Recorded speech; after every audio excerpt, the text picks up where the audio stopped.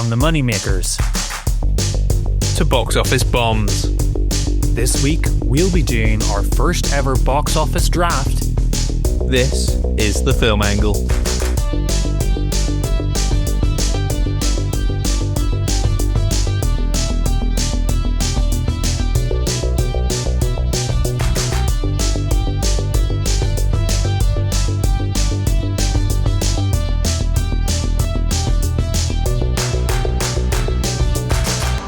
Hello and welcome to The Film Angle, a podcast where we dive deep into the latest releases and unearth the classics to better our cinephilic curiosity. I'm Kris. And I'm Alex. Let's get into it. Kris, how have you been? Alex, I'm really good, thank you very much. The new year's been kind to me. I have been catching up on movies. It's been pretty blissful. Nothing dramatic in my life. Life is good. Life is good. I'm glad. I mean, yeah, it has been good, and I've been seeing you've been adding a lot of films to Letterboxd, and it almost makes it seem a bit of a shame that we haven't had a regular episode this year yet. I've almost beaten last year's record already. I know, it's bad. I think you're already on like double the amount of films I've seen, so yeah, no, crazy stuff. Ego, that's all it is. It's ego. I haven't actually seen any of those movies, I just said I did. Last week, I think we teased having an interview. It got delayed. We were then going to do another interview that also got delayed, and it was all because of the really bad wildfires that are happening in LA at the moment. So there you go. The wildfires in LA are affecting our tiny little podcast, but not in a way that is a big deal at all. I want to preface that. Like, obviously, oh, you don't need to. I'm sure people know we don't actually. I don't want to be like, oh man, not the Film Angle. But obviously, our hearts go out to all the people out there affected by said wildfires, and hopefully we'll have some interviews soon. But obviously, the main thing is people are safe. People are safe. But talking of those short films, the interviews that we've done so far, Adam J. Graves, his film Anuja, got shortlisted for an Oscar. We might find out soon if it's getting nominated for one. I know they've pushed back the nominations by a few days, so I don't think we'll know by the time this episode comes out. But if he did, then great. But I wanted to say congratulations to him for that. But Anuja also got picked up by Netflix. So if you haven't listened to that interview yet, maybe because you were waiting for a publicly available version of the film, Anuja is being picked up by Netflix, so you'll be able to see it very soon. So I just thought that was a cool piece of news to share with everyone. Yeah, and we'll probably issue a reminder, I guess, when it comes on our radar when that is available on Netflix, because I do think, I think we really did actually appreciate that film, so it's worth catching up on. Yeah, absolutely. And then on to some kind of sadder news. I think it would be weird if we didn't touch upon the death of David Lynch. Yeah, a huge director passed away, I guess, a few days ago for us right now. Yeah, I mean, talk about unexpected. I know he has been, of poor health since midway through 2024. There was a statement made about his declining health, but it still was shocking to me. He's such a pivotal filmmaker in even our relationship, Alex. When we first met each other, we really bonded over Blue Velvet. I think we can safely say still to this day that it is one of our favorite movies, and a film that I think about quite a lot. And all of his other works, me and Lauren are really deep into watching Twin Peaks at the minute. And it was the night that we got the news, we heard the news, and everybody heard the news. We stuck on 3 episodes, and we kind of reflected on Lynch and his career. So yeah, missed by so many people, and it's so nice to see online, Alex, the amount of outpour of love for him. Yeah. All positive stuff. Every actor, any creative that's worked with him has only good things to say about his spirit and his contribution to the art form. And it's a really big loss. It's not many filmmakers can coin their own kind of, cinematic phrase. If you ever see something kind of absurd and wacky, you may refer to it as being Lynchian. And not many film directors can say they've done that. Man, Lynch, what a massive loss. Like you said, Blue Velvet, one of my favorites, Mulholland Drive. I really need to get around to watching Twin Peaks, and you've been telling me now, since you have been diving deep into that series, that I really should be catching up on it. And I think this is kind of, for sure, unfortunately spurred me to go, I need to get on that this year and catch up with that series, as well as a few of other David Lynch's films that I haven't seen. But massive loss to kind of cinema to see him go. But rest in peace, David Lynch. It's crazy because I thought he had another film left in him. It just felt like there's some certain people where you're like, where they go and you're like, you kind of see it coming, but Lynch just feels like one of those people that felt like he should have been around forever. It still hasn't hit home yet for us and a lot of people. So we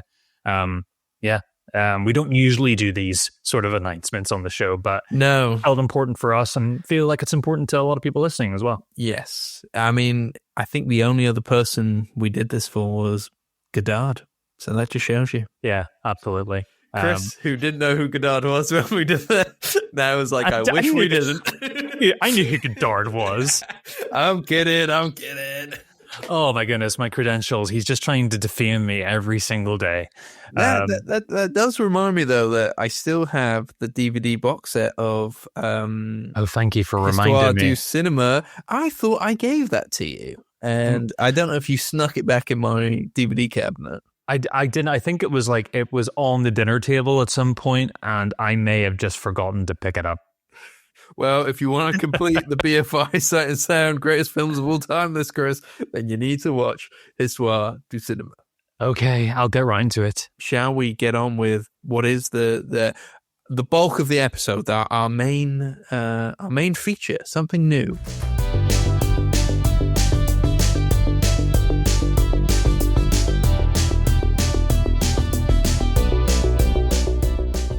We like to juggle plates on this show, and we thought, we're running out of hands. Why not throw another plate onto that, onto our juggling madness? So, we're doing. Well, this is Alex's idea, so I'm not going to be the big picture of it, but it is a really good idea, Alex. And we like lists on this show. We like a little bit of competitiveness from time to time, and this is a competitive draw that can go for the entire year. So this is something that we'll be keeping our eyes on. Worrying, panicking about, are we betting on this at all? Or are we just is this just a prank? I never even thought about putting money to it. Are we gambling? I don't know.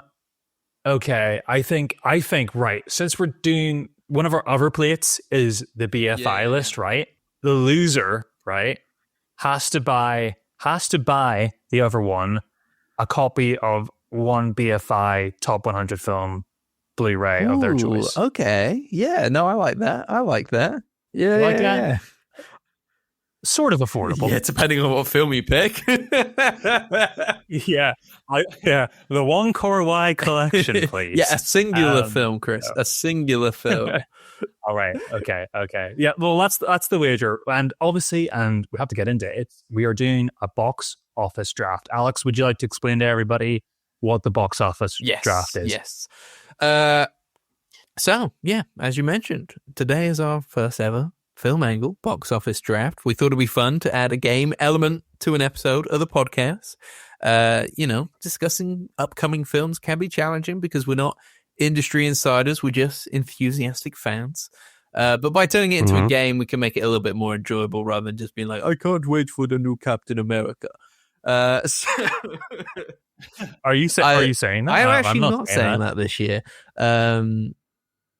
But anyway, I'm sure we'll get into the state of things as we go through this. So the idea is that, early next year, we can revisit this to see who has won. The idea, and I will also put the rules on our Instagram in a kind of like a nicer fashion, and that'll definitely be there by the time the episode goes up. I will make sure of that. Is that we select a film from one of the 5 major studios that we believe will be a financial success in 2025. So those studios are Disney, Universal, Warner Brothers, Paramount, Sony Pictures or Columbia. And so those are the 5. We'll take turns making our picks, aiming to create a winning draft.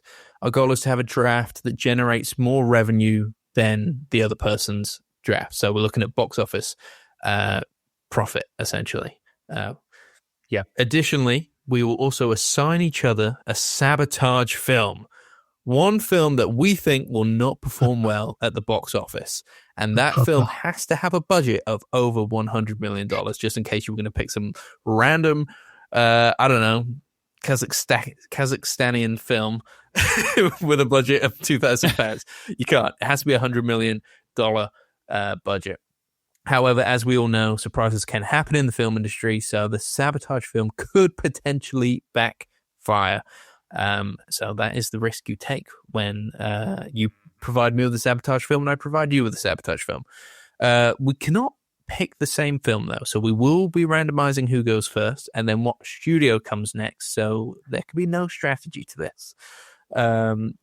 This is what I'm worried about. So the hope is that as we kind of discuss our options and why we've chosen our options, we're able to talk about some of the bigger films coming out this year, and I think it will also lead into maybe like the state of cinema in 2025. That's the idea. But you tell us. You by the end of the episode, you might feel we've hit those topics or we haven't. So and of course, like 6 months down the line, there will be more movies that don't exist on Wikipedia pages yet that will turn up and be big successes. It wasn't that we didn't choose those movies. It's just that they're not in our aura. Yeah, yet. no, that's very true. That's very true. Obviously, there's a lot of film festivals where films get bought early in the year, your Sundances, your Berlinales. So there's that. But then again, you're not always going to get a film that's over 100 million. But then again, for the studio films, we could pick any film on the studio roster. It doesn't matter what the budget is. We just got to hope that it's going to make a lot of money. That's the idea. So are you ready to get into that, Kris? You ready? I'm ready. I'm nervous, but I'm ready because it's a slim pickings for a couple of these studios. I'm going to spin the wheel, and it's going to decide which of us goes first. And then I'm going to spin the wheel to decide which studio we are choosing first. Is that okay? Mm-hmm. Okay. Yep, let's go for Spinning. Kris, you get to go first. All right, I'm now going to spin the wheel to see which studio goes first. Out of interest, Kris, who are you hoping? Oh, I'm hoping it's Disney. I'm hoping it's Disney. Okay. 100%. Spinning the wheel now. Are we smiling? What is it? You're very lucky. No, it's Disney. I'm not. Disney is the first one, and you get to go first. Oh, okay. This Blu-ray, here I come. Okay. Right. So for me, this was a definite lock-in. I'll let you know my number 2. My second choice was in case I didn't get this. I think Zootopia or Zootropolis, wherever you come from, in the world, that will be named either or. The Zootopia 2, which has a November release, I'm like, okay, that's a lock-in. Like, the first one made a lot of money. Probably second won't make as much, but I think it's a pretty good guarantee for some good revenue. But I did go for the end of year Avatar, Fire and Ash. I'm thinking that's a guarantee. I think that's potential to hit $2 billion if the last movie is anything to go on. And that's a lot of money. That's a lot of cash. It's a lot of money. I mean, it's obviously got to make it fast, depending on when we do the episode. Yeah, we're not releasing the episode till February, right? Well, we'll see. When is Fire and Ash coming out? But surely, I'm still thinking though, a film like that is bound to be making most of its money in its first. Yeah, that's right? fair. That's fair. Okay. Well, I'm still proud of that choice. I thought about it. Is there anything else you want to say about Avatar? Avatar, I'm there. I'm looking forward to it. We went to see it in IMAX 3D for the Way of the Water. It made me feel absolutely nauseous, but I was still in awe of where James Cameron puts his money to. Obviously nobody else is making these kind of images. And yeah, I mean, is it cinema at its finest? Probably not.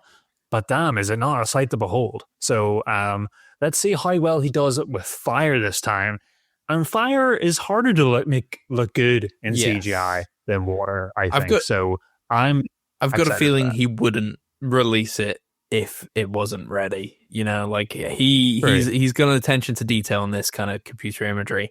So yeah. Yes. Like Avatar 5 should be out now if we went for the original release windows. So yeah, I'm excited. Yeah. I'm excited and hopefully I'll go see it with you again in December. Oh, it's a Christmas event. We'll do it. A Christmas event. Indeed. You can give me my Blu-ray there. Zootopia 2 was my second option, but Avatar was not my first. So I can actually go for my first with Disney.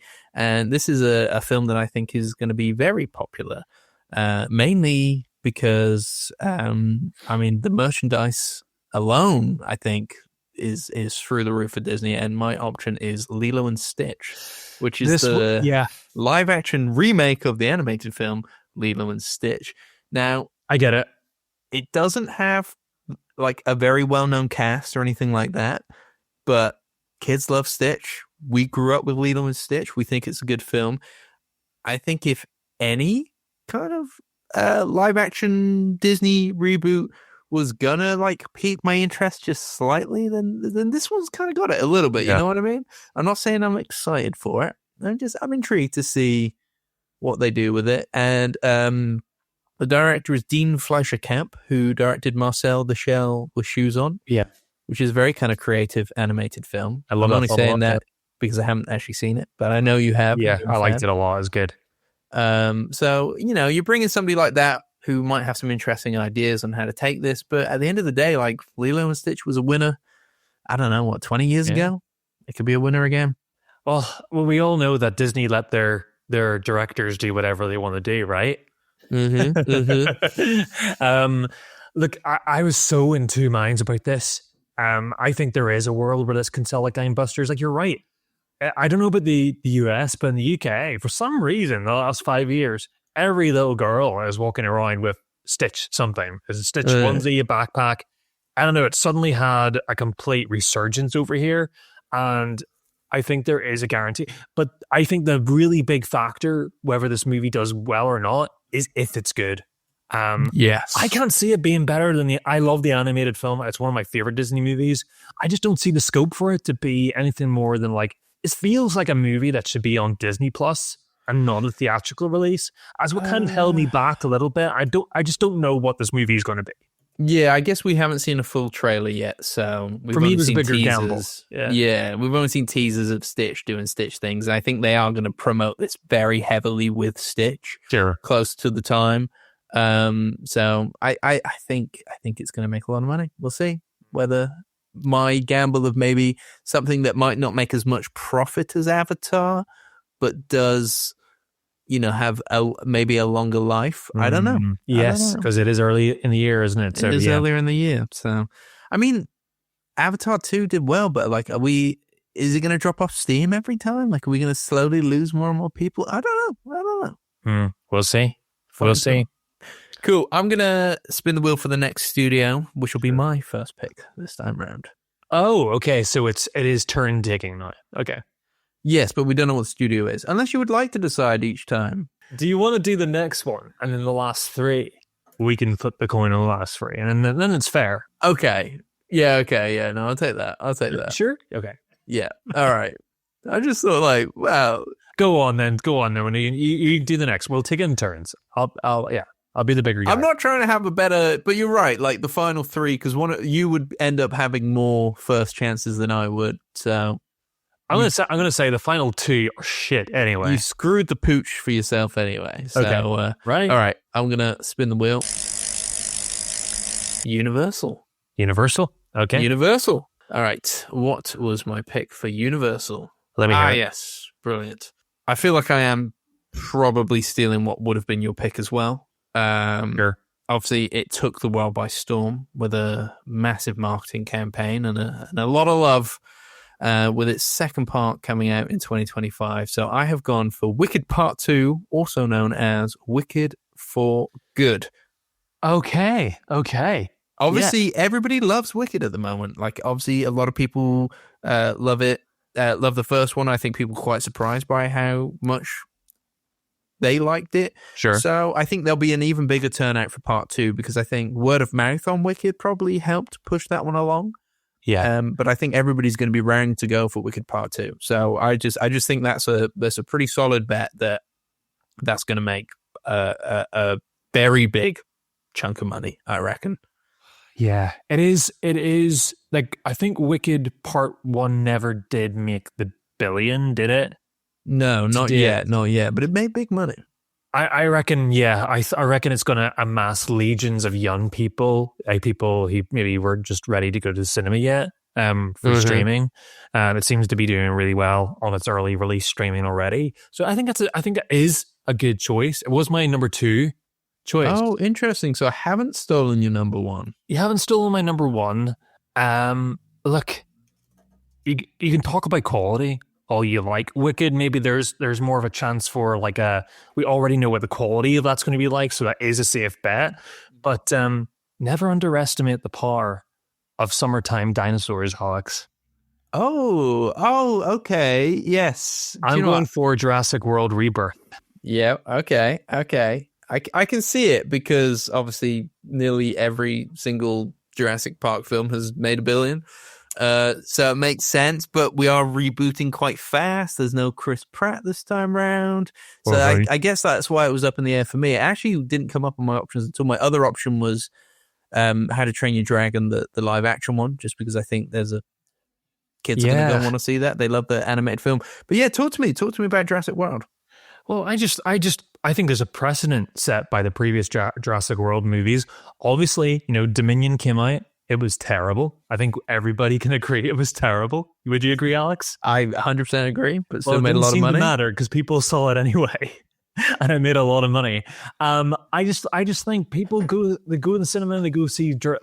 Honestly, don't underestimate people. When you put dinosaurs on the screen, they just turn up in droves. It just happens. We've such a strong attachment to that original Spielberg film that people still think that they're going to maybe this time we'll get that film experience again. And I think it's guaranteed to make at least the previous amount of money. And there's a chance that this could be actually better than the previous 3 films because of the talent behind it, the people attached. If Johansson on board, is who's directing this one again? Is it? Well, this Gareth Edwards, isn't it? It's Gareth Edwards, which was kind of a bit of a dark mark for me against it. Yeah, I do mostly like Gareth Edwards, but he's never been a big box office winner. Now, obviously, he's got the franchise behind him here. Yes, that is unique. Yeah, but he doesn't seem to ever light the box office on fire. Yeah. That is true. Universal will put the big bucks behind dinosaurs, which is fair enough. Here's the question though. After Dominion, are you rushing out to see this one? It would take a lot of convincing. I will, if it looks, I don't know till I see a trailer, till I see any sort of discourse about this. But if it's anything to go on the last 2 films, I will wait till it's home. But I am not making this choice for me. Because all I hear is like they're going back to basics again. It's going to be more like Jurassic Park, and I'm just like, they tried that with Dominion in a rubbish way, and I'm just like, I'm bored of it. Yeah, Dominion was terrible. It was just awful. So I don't know. Maybe I think Edwards, if we'll give him the creative. He can make a movie look good. And I think that's what Dominion missed completely. I don't think any of those scenes were even interesting to look at. It's a very slim chance, but I just think people will turn up for it anyway. I really do. I think they'll make another 10 of these until it's the wells run dry. So a bit of cynicism behind that pick, but that's why I chose that. Kids do love dinosaurs. Kids do love dinosaurs. Okay. I think they're both. I actually think both of these will probably, Wicked and Jurassic World might kind of level each other. I think there's going to be some sort of similar return on these films. Yeah. I can see a world. Yeah. Okay. I'm now going to spin the wheels on our names for the final 3. So this could be. You don't have to spin it. No. This could go either way now for the next 3 studios. Are you ready? I might regret this. it just went on to you. So it's your turn next. Are you just being nice, or did it actually? Yeah, no, it actually did. Okay. You got to trust me on this one, or the game doesn't work. Okay. I trust you. Right. Okay. All right. I'm now spinning the studios. What do you want? Which one do I want? Yeah. I really think on this one Paramount. Well, you haven't. You've got Warner Brothers. Oh, yes, we haven't done Warner Brothers yet. Sorry, no, I definitely didn't want Paramount. I definitely wanted Warner Brothers. Okay, no, this is good for me then. This was also really tricky. I actually looked at this for like 20 minutes before I was like, right, I'll just go for one here. And I went for James Gunn's Superman. I think it's high risk. I think it's really very high risk, I think. And it is so dependent on whether he lights the world on fire and makes a really amazing Superman movie. It's going to tell us whether DC is just like has no power in the box office or not, or whether, it really can go either way for this thing. So it's a high risk, but it could be one that like pays off in an unexpected way. So I thought I'd throw one gamble into the ring. It's funny, isn't it? Because I do think Superman could also work as a sabotage film because it's so high risk. And obviously I would like James Gunn and Superman to make money, because obviously I have faith in James Gunn that he's going to make a good Superman film. But there have been so many bombs from DC and people just aren't turning out for the films anymore. And then you've also got the lull in just people don't want to turn up for superhero films in general. Like Marvel's not even doing as well as it used to. Deadpool and Wolverine made money, but I think that was off of kind of like talent and recognition alone, maybe. So, nobody knows the main actor for Superman. I've just forgotten his name. I feel bad about that. What's his name? Superman. Clark Kent. No, I don't know. To be honest, what was he? What's his name? I'm not being mean because we have seen him in things. He's good. David Cornsweet. Yeah, that's it. David Cornsweet. He's good in things, but he's not bringing a fandom with him. He was in Twisters. He played like an asshole in Twisters, didn't he? Yes. Yeah. And like Superman, people like Superman, but like I don't know. I just feel like people are losing faith in superheroes, and DC probably more than Marvel. So. Like there's a curiosity. There's a different aesthetic. The trailer definitely was different, and I think that's reflected in the amount of times it's been viewed on YouTube. I'm looking on here, even it's on the DC page, 52 million views on that one video file there. I think people are interested in this, and Gunn does have the fandom behind him. Yeah. I almost think I think he's nearly at a Christopher Nolan level where you'll have the same type of fans that will just turn up to see a movie by him at this point. So there is Suicide Squad didn't do particularly well, even though that was a really good film.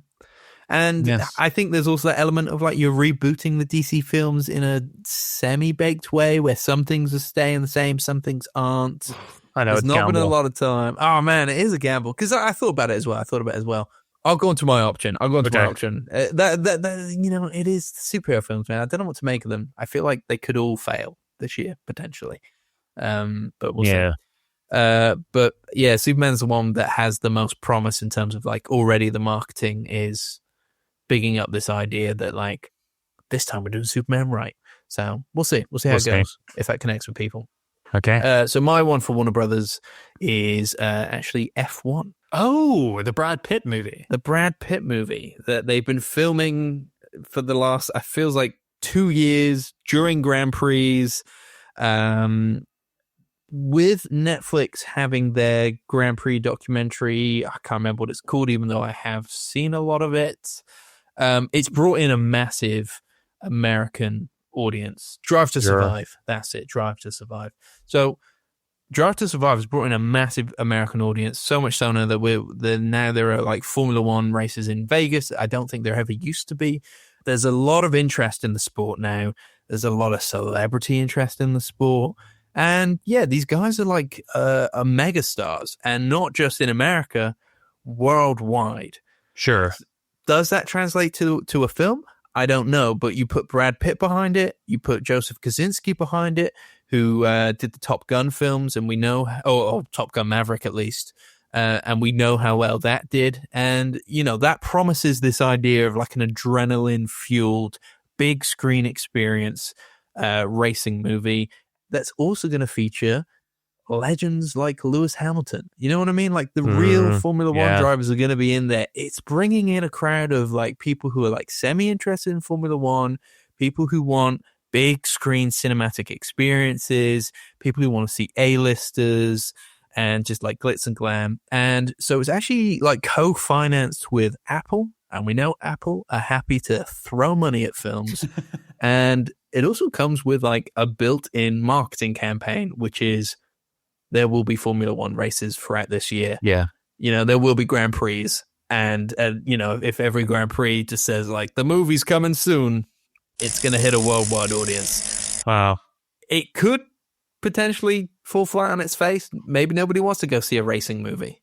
Maybe it's just dads. Maybe just dads go see this and it makes a few $100 million and that's it.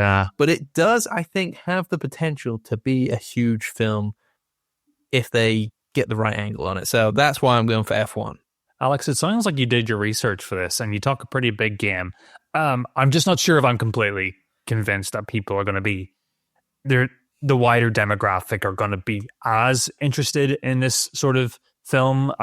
To be honest, I'm not a big racing fan, so I can only project my own feelings towards this. It's not something, did people turn up for was Gran Turismo like a big hit or like a movie? I'm thinking of like your Le Mans and your films like that. Like, how is this, apart from having, the inclusion of other racers from real life, what's the other USP that's going to get people to the theater? I don't know. I could just be think wrong. Like Formula One is the number one racing sport in the world. Nobody watches Le Mans on BBC. You know what I mean? Yeah, but that is true. There probably has been a documentary, but Netflix has a huge fan base for its Drive to Survive Netflix documentary that is really well done. So much so that it brought in an American audience that wasn't that interested in Formula One. So I just think like that base is now there. Ready. Has it got an age certificate on it? I don't know, but I imagine it's going to be a 12. I can't imagine them doing a 15. Yeah, it seems about right. Well, what's the space? I'm pretty. It made me kind of nervous about that because it wasn't really a film I considered before, but it does seem that Apple has confidence in this project. So it's got Hans Zimmer doing the music, Yeah, Kosinski's directing. Yeah, it's a bit of a juggernaut. So, yeah, it could be a dark horse. And filmed at the Grand Prix themselves. Yeah, it wasn't a film I thought you were going to go for. No, what's your number two? My number two was a Minecraft movie. Sam. Yeah, it's got sure because it's got the guaranteed brand recognition, but the movie might also just be dog shit. Yes, the adverts look so bad that maybe people won't even take their kids to it. At least we were like the Super Mario movie, which I guess you could say was in that similar area of like, we'll bring the kids in and it's a known brand and the families will have to come along and it'll keep the kids quiet for a couple of hours kind of thing. It literally, the Mario movie is the most inoffensive theme in the world. Exactly. If you watch trailer for the Mario movie, you'll be like, sure, I'll go take my kids to see that. If you watch the trailer for the Minecraft movie, you might be like, oh, I don't know if I can watch this. This looks like 2 hours of cringe. Yeah. We'll wait and see. Who knows? We'll wait and see. Interesting. All right. Spinning the wheels on our names again for the next studio. Mm-hmm. And it's me this time. So it has gone in order so far. Okay. I don't know what studio I want. Let's just spin the wheel. Sure. Paramount. Okay, Paramount. So this is the one where you said it was starting to get slim pickings. Dear, this gets really tricky here. I think, which I agree with. So I'm sorry because it probably does mean I'm going to take your top spot. So I have gone for Mission Impossible: Final Reckoning. Which was once called Mission Impossible: Dead Reckoning Part 2, but Part 1 didn't make a lot of money, and Part 1s and Part 2s don't work in Hollywood anymore. That being said, despite the fact that the Mission Impossible: Dead Reckoning didn't make as much money, it still made money. it still made money, but it also like slotted itself into a weird schedule where it was like a couple of weeks before Oppenheimer and Barbie took over all the cinema screens for the Barbenheimer phenomenon. So therefore, it lost out on like months of IMAX screens, like all the best way that people would have said to go see it. So I don't know what's coming out around it, but I feel like Paramount might have learned their lesson this time around. So maybe I should have done some research as to when it's actually coming out in the schedule. But I've got a feeling they're going to market this as like the last Mission Impossible film and, you know, chuck a bit of nostalgia on it and do all that kind of stuff. So I think, Mission Impossible. It's going to make money either way, I imagine. Yeah, I reckon it's like, you know, it's going to make like 400 million or something like that. You stole my pick for sure. I mean, it was slim pickings. The release schedule's got 4, 5, 6, 7, 8, 9 movies upcoming for Paramount so far this year. So yeah, between our next film going to be released is Novocaine, then Mission Impossible, then an untitled Trey Parker film. So we don't even know what that is yet. That was my second option. The Smurfs movie, like, do they ever do well? It seems like they make one a year. So the Trey Parker Matt Stone movie, not your option then? No, I think I don't think enough people will turn up for that. I don't. It's too risky. We don't know what it is yet. Kendrick Lamar's in it. It's going to be a comedy. Yes, that's it. That's all we know. I think we do know a premise. Just hasn't got a title. Yeah, I think, and I think they've tried to film it for like the last 4 years or something. So it's obviously some sort of a passion project. And yeah, Trey Parker from South Park, you know, he does have a following, but America? Does that even go over 100 million? I don't know. You got the Naked Gun coming out. I mean, I'm looking forward to it. I want to see what a Liam Neeson led Naked Gun looks like, but I'm not sure the kids do. Roofman, Regret. I mean, the one I'm looking forward to the most on this list, Alex, is the Running Man remake from Edgar Wright. I mean, I can't wait to see what it looks like. But I went for. No, you might think this is a dumb decision, but I have went for the SpongeBob movie, Search for SquarePants, December 19th. Interesting. And I think because this is the first SpongeBob theatrical release since I think it was 2016's SpongeBob Sponge Out of Water film, which actually did really well. Oddly, people take it back. I saw it in cinemas. I was part of the. It wasn't great. The one bit I really did like was I don't know if you've ever seen it. There's a scene, half the movie's 3D animated and half of it's underwater, hand drawn, and the hand drawn stuff underwater. There's a scene where Mr. Krabs is with a bunch of other fish and they're all in BDSM outfits for some reason. Oh man. And it's like it was the funniest thing ever. And like, I have no idea what I was doing in the kids movie, but I'll send you a photo sometime, Alex. You'll love it. So that one had a cinematic release? That one had a cinematic release. Because a couple have gone to Netflix, am I right? Or yeah, they've all bombed, but I don't think I think they were never intended to be these sort of, so I think this is going to be, I think there's an intention that this is going to be a bigger budget sort of thing that's kind of maybe trying to cater to nostalgic audiences as well as newer audiences. Who knows? It'll probably bomb, but out of the choices I had, you know, what else? You know what I mean? Interesting. What's it called? What's it actually called? This one? The SpongeBob movie, Search for SquarePants. Search for SquarePants. Interesting. I mean, if SpongeBob's not in the movie, though, that could limit the. Yeah, I mean, it's got Mark Hamill in the cast. Yeah, I mean, he's directing this one as well. Derek Dryman he worked on. He's been involved. Oh, he was. He's been on SpongeBob since '97, since the beginning. So. Yeah, interesting choice there. But you're right, it was slim pickings with Paramount, there is no doubt. Okay, so Sony is the last one left. And even harder, I think this is even worse. Let me spin the wheel, and we'll see who gets to choose first. Okay, there's 1, 2, 3, 4, 5. Was it 5 choices to pick from? Okay, so it's you. That's unfortunately me. For me. Look, I don't know if it is unfortunate for you. Okay, so I'm going to go for, Alex, Karate Kid Legends. So I went for that because of I know TV views don't really translate to cinema views historically, but I know the Cobra Kai show has got a lot of nostalgic people. A lot of love. Yeah, a lot of love. And there's just something about this. The trailer was interesting. It didn't feel like the whole mistake that they made with the whole Jaden Smith version that they did. Even though Jackie Chan's in it, so is it a crossover?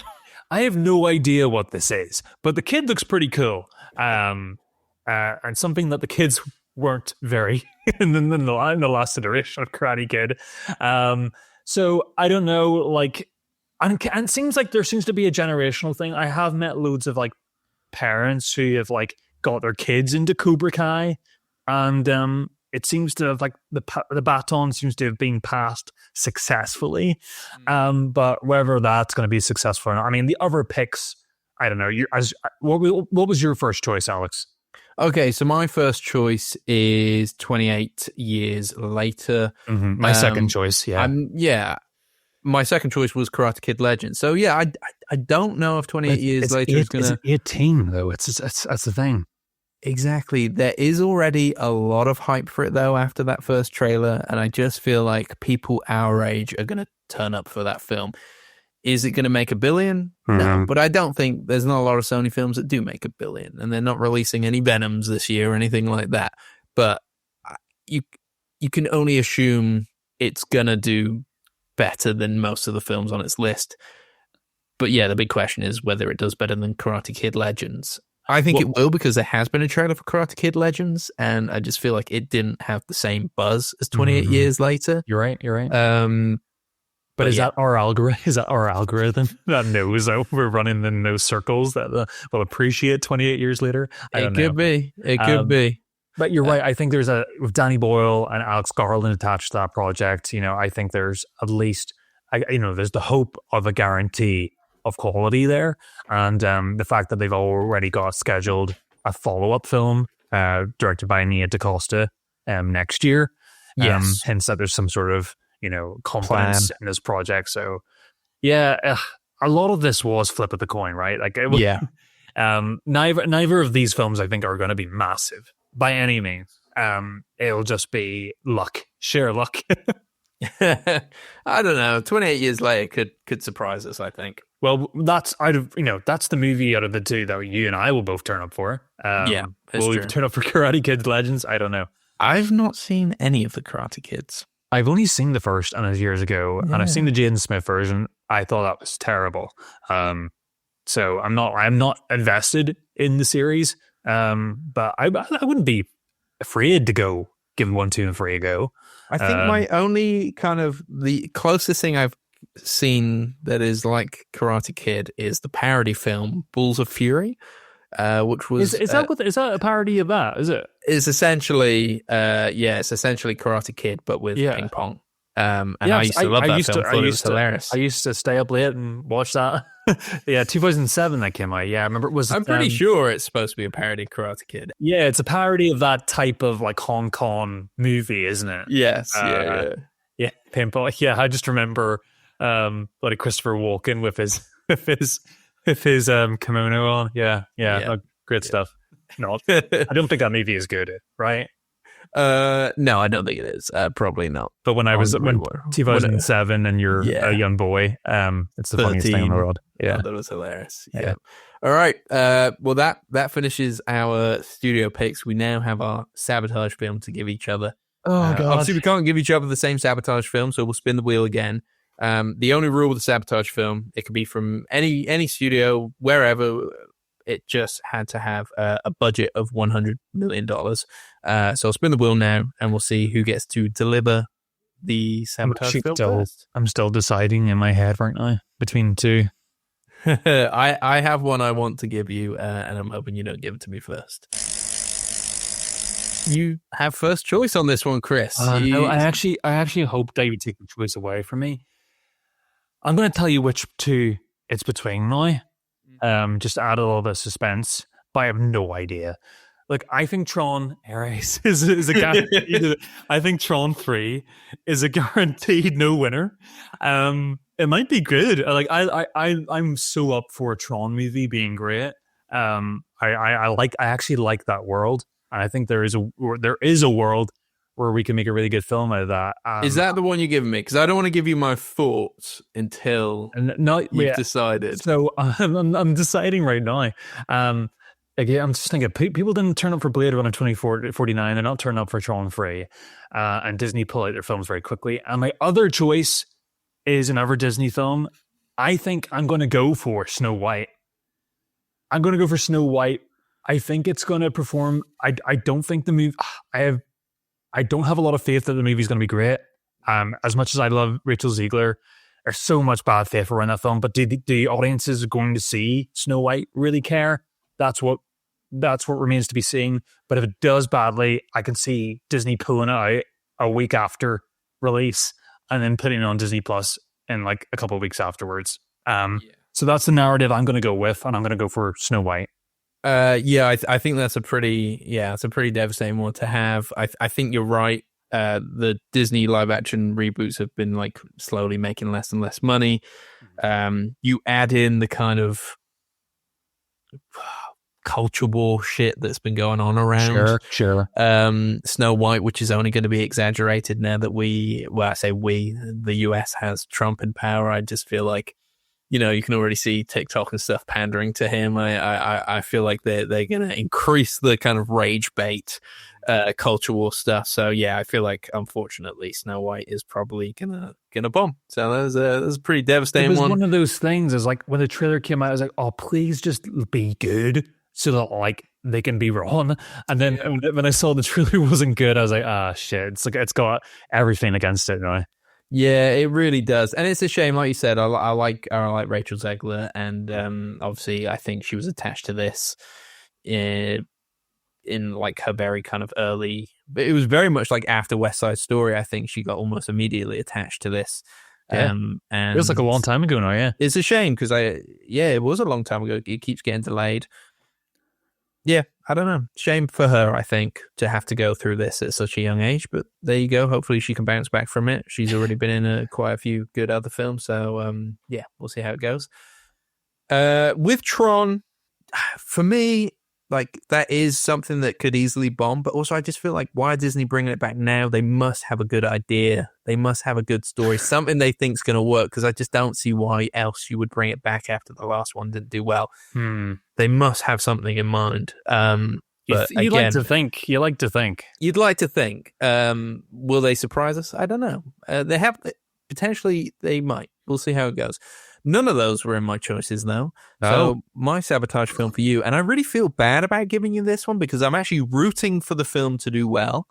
But I don't think it is because it has been delayed so many times, and there have been like rumors of it not being particularly good potentially. I know what you're going to think. Mickey 17, directed by Bong Joon-ho. Okay, no, I think the movie's going to be good. I think it might not be potentially. Really? I want it to be good. Here's the thing: I want it to be good. It would be the first whole film to be bad. I have a feeling that either the studio's been meddling in it a lot, or there's been a lot of battle with Bong Joon-ho himself, and I just wonder why it's been delayed by nearly like 2 years, and then it's being thrown out in like a March. I think it's March, isn't it? And even recently, it's been like delayed week or two, or brought forward a week or two. It's just release schedules all over the place. Clearly, they are not confident in it, and I feel like that's why. If I give you that one, I think potentially they may be correct. It's clearly not something they think is going to be an Oscar bait film, despite Bong Joon-ho having his previous film winning an Oscar. You release something in March, it's not going to be part of the Oscar talk. We're seeing that now with Dune Part 2, which is obviously a very good film, but just isn't in the conversation like other films that came out later in the year. So that was my option one. If you wanted to know what my option two was, it was going to be Thunderbolts, the Marvel film. I just think if any Marvel film is going to bomb this year, it's going to be the one with a bunch of C-list characters in it, doing a Suicide Squad thing, which, you know, Suicide Squad, both films have bombed at the box office. Yeah. So I just think, like, why are people going to turn out for this one? Is Florence Pugh a big enough star in an ensemble to bring lots of people to the cinema? I don't think so. I think this one's going to, you know, bomb pretty hard. You think it'll do worse than Captain America? Yeah, I think the Captain America film brings you Winter Soldier vibes. It's got a Hulk in it, and you know, the title of Captain America is enough to bring a lot of people to the cinema. So I just have a feeling that one will inch it out, but I still don't think that one's going to do overly well. But I do think it's gonna. I think it's going to do better than Thunderbolts. Ooh, it's not really a known brand either, is it? No, it's true. It's true. 2025 is really going to test to see where our appetite is with this genre of film now. Yeah, it's going to be very interesting. I know Captain America is like, I've seen the runtime, it's coming under 2 hours now, and which is like, you know, it seems that's a real rarity. Yeah, delayed, reshot, reshoots, yeah, reshoots. Yeah, the writing seems to be on the wall for that one. Like, we'll see. I think, yeah, I wouldn't. To be honest, I feel so bad and cynical. I would not be upset if it just kind of all fell apart. This empire, this year. Well, you say that, and obviously, my enthusiasm for Marvel films, as you could probably, you know. Oh, no, I've seen it yourself too. Yeah, throughout the course of the film angle, if you start from the start, I'm very excited for certain films, and now we barely even touch on them when they come out. Obviously, I'm not. I feel like that's my fault, though. I feel like if I brought myself a little bit, like, oh, let's go see that, I think you'd be maybe a little bit. I don't know. That's my fault. I just think they're not hitting like they used to. I'm obviously older, and also we are watching some really good films on the podcast. It's like it's made me watch more films. Yeah. Yes. And it's difficult. It's difficult sometimes. I will probably still go out to the cinema to watch Captain America. Just because I am intrigued by that one. But yeah, I do I want them to do bad? I don't know. I know cinemas love them because it brings people out, and we do need to save cinemas. I wish more people would go out to see everything else. Like maybe films that we recommend, but maybe they'd just be better if they were better. I don't mind. I don't hate the genre. I just feel like it's milk dry. I don't think there's any sort of spark of, you know, real reason for it to exist apart from making money desperately. That seems to be the only real driving force. But maybe James Gunn might remind us why. You know, what for Superman? Because he's not Marvel, Chris. Remember? Oh, I know it's not. He's Marvel. Not Marvel. He's not Marvel. He's not anymore. Actually. There we go. There's the old Alex that we love.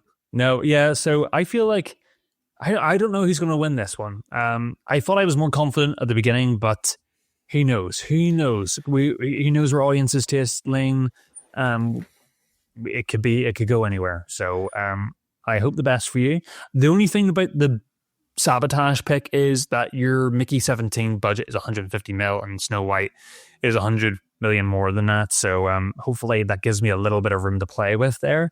But I can also see Snow White weirdly. Wait, Snow White is a $250 million film. Yeah. Woo-hoo. All right, yeah, exactly. So yeah, with Gal Gadot, and it's going to make nothing. It's going to make nothing in China. It's going to be very interesting, but it could also go the other way. Oddly, who knows? No, I honestly have no faith it's going to do well. It's a shame, but it's a really good Sabotage pick because it's not going to do well. Well, yours could be too. So watch this space. Well, there you go. I'll quickly go through our drafts just as a lowdown. So, Chris, you have Avatar 3, Jurassic World Rebirth, Superman, SpongeBob SquarePants: The Search for SquarePants. I might have named that one wrong. Yeah, and it is my number one pick that I'm most hopeful for. Yeah. You also have Karate Kid Legends and Mickey 17. Lovely. And then my draft is Lilo and Stitch, Wicked for Good, F1, Mission Impossible: Final Reckoning, 28 Years Later, and Snow White. So there's our drafts. We will put them up on Instagram probably after a little while that this episode has gone out, so we can try and get more people to listen to the episode. But at some point, I'll put them up on Instagram, and maybe people can vote as to which they think is the better draft.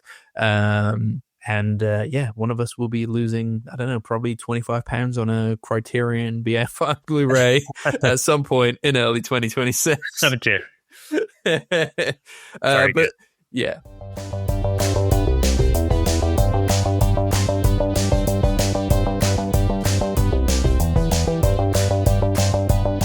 This has been really fun, Chris. There's been a lot of fun. It's been really fun. It has something different. Yeah, I like a little bit of. I have no idea. I have confidence in none of these, so we'll see. Yeah. It is going to be interesting, but interesting as well that I think for the most part, most of us got the number one picks that we wanted. Mm-hmm. In fact, I think I got all of them. I didn't get my Mission Impossible. That's the only thing. Yeah, but that shows that our drafts are pretty much accurate to what we were thinking anyway. So I thought there was going to be a lot more crossover considering the lack of choices that there were. So yeah, our brains are, and I think we both have a level of cynicism. It's just our cynicism is directed in different places. So we'll see who's going to come on top. Definitely. Okay, so coming up, we might have a couple of interviews coming out. So we might have a couple of weeks where there's 2 episodes. We'll see how that goes. We don't know for sure yet, but we are definitely planning on pretty much a back to normal episode, which we haven't done this year yet. We'll be reviewing 2 of the new latest releases. Again, fingers crossed on both, but we're hoping to see The Brutalist. It's very limited screenings in both areas where we live, surprisingly. Tricky. It is also a 3.5-hour film, so it takes a long part of the day. With an intermission. We don't know what the second film's going to be right now. We've thrown a few into the wind as to what the second film might be, so I'm not going to say for sure just in case we decide on something else, but then we will be going back to the Sight and Sound list, and we'll be ticking off our first Bergman film on the list, which is Persona. So come back next week for all of that. Hopefully it all goes to plan. Well, fingers crossed. Fingers crossed. We're getting better every year. We are. Well, that has been the episode, Alex, for this week, unless you have any other business. If you've enjoyed it, make sure to leave us a 5-star rating or review. We really do appreciate it.